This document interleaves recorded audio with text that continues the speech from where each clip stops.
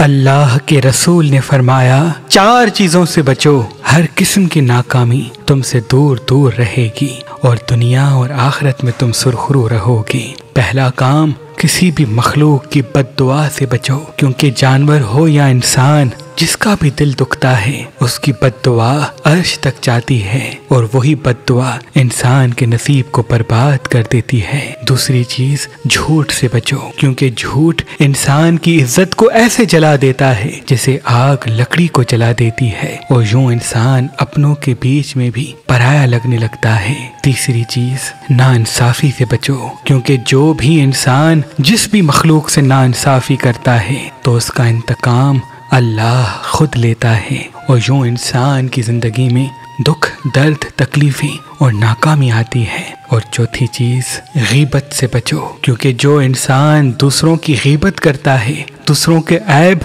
پیٹھ پیچھے بیان کرتا ہے، تو وہی عیب اس کے وجود میں پیدا ہونے لگتے ہیں اور یوں وہ انسان دیکھتے ہی دیکھتے اپنی عزت کو گواہ کے دنیا و آخرت میں ناکام ہو جاتا ہے۔